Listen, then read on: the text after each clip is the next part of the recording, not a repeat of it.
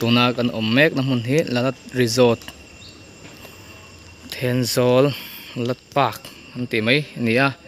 tai mun a hian hei picnic spot nuam tak mai Thenzol Lalat Fun Resort an lo tia no siam chang tlung khop mai hei tai mun hi parking area de kulai ko restaurant lai entry counter te no tia hei games sang khel tur te oma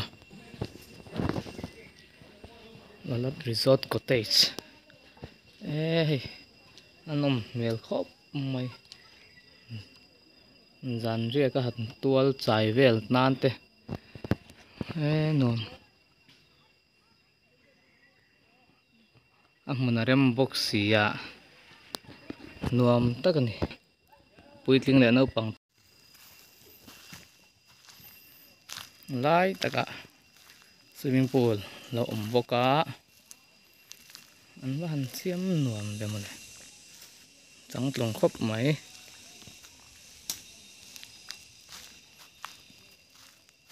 chol hadam tor kilaki children park khania sakki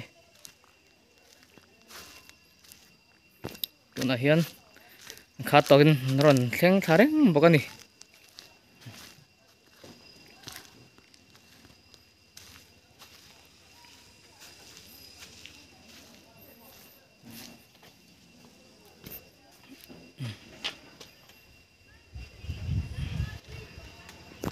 tan po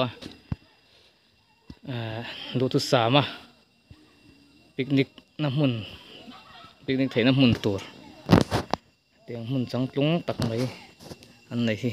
an fak om tak zet zet ani ei game strang te no pang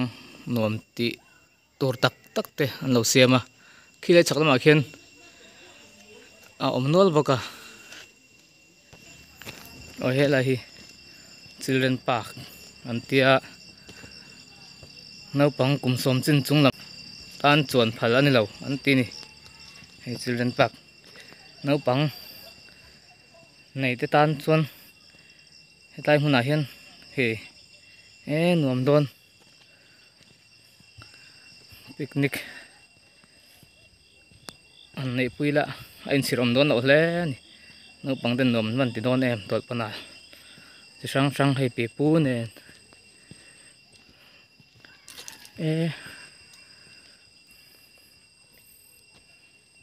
nuam tak ni nuam tak amun a theng tho nuam si a thing hlim noya nu to kin hei kholum noya pan nu to kin tal thei don ni ama nom don em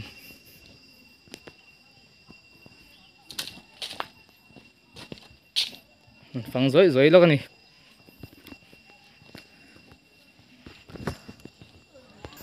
nên mà hen tây thale lo kang lai hi ko lì nuam tak mai tha ko an oma kan bel chiang lo kang pak ai mai cái chu picnic swimming pool vel ai mai he tiang amun ma le emoni han ena han elo kol vel hin nuam ka pusim sima cái chu tu ya pen che picnic tur kan kal so ta pen tui chen hi ka ti ve vak lama cái chu amun ma amoi na mi natural beauty kan don nge he tiang chui lam pang hi an nuam ka ti a hei long leng te polo mani hei hi kina ta he chon ka chuang chak reng tuya lam pai chung ka cheng cha vak lawa hei su rei to deuh hlak ani mel tla hi photo booth ni om tak ni ya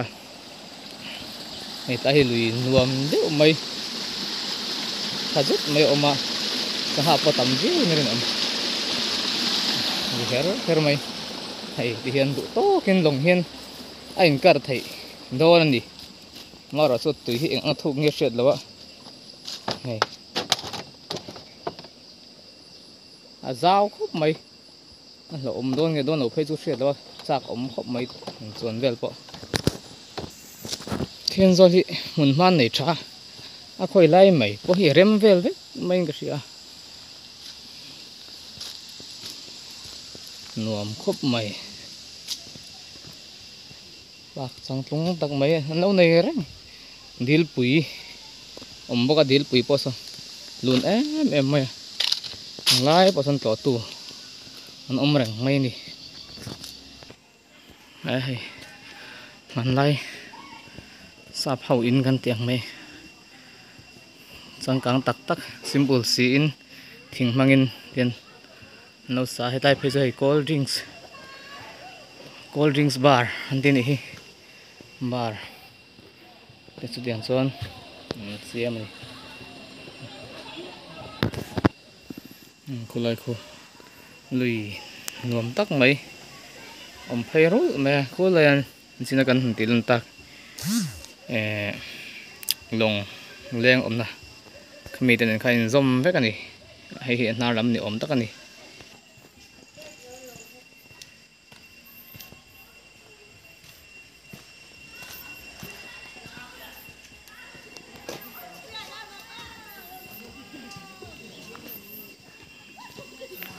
Lalat resort picnic spot lawin tia kan lut chinang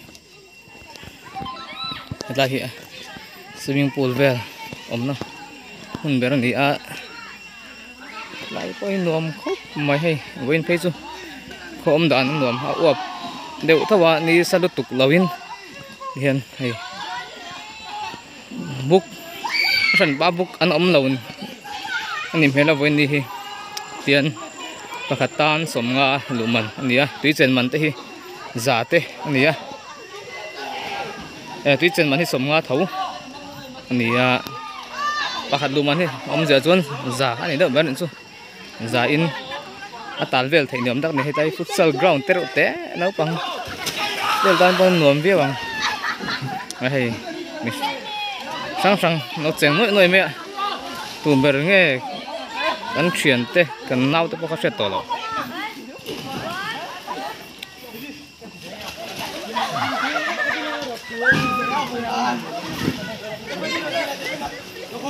nuam don cheng pe tan chun nuam don takan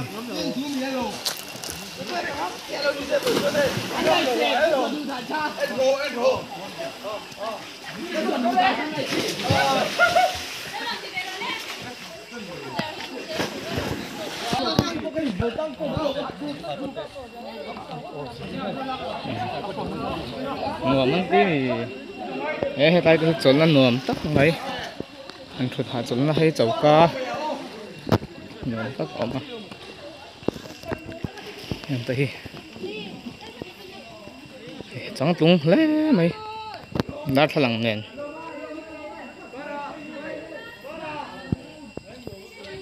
hei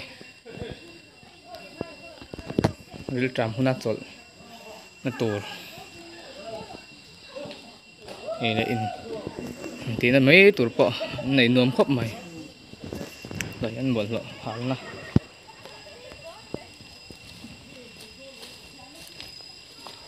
ta hi lui nar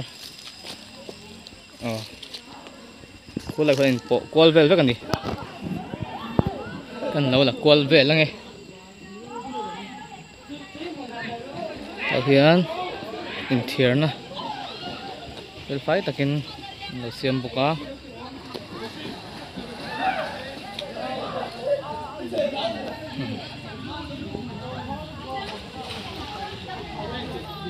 tuna kan omna mun hi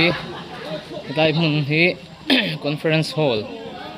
ante me engemoni hetai huna hian program function in nei thengin ning chu hun man du pon thei tur om taka bo sai ani hetai hi lalat conference hall lalat fun resort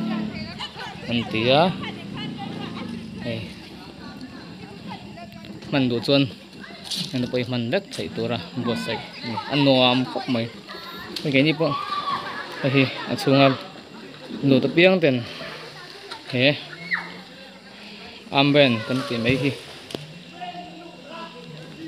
seng don ni mi seng te chu phi choi to an sin chen na ani a ini po hay kan nupain eng hi kapul andeu khera ni ome midang su sona var mang tlang po ya no man tle mai ho no pang chen na tok ko pui ting chen na te oh chenin ka ta do nan lo ti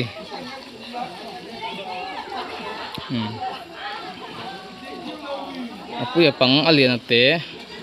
lu to ka chen the na hum tur alo omani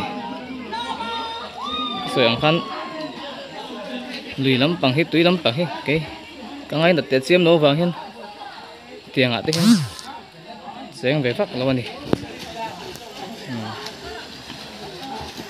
ngom hle mai video lo en le lo clear lo mu te chuan tai hmuna hian an kal be ula nuamin te via bang in zong chang via bang kan ti ni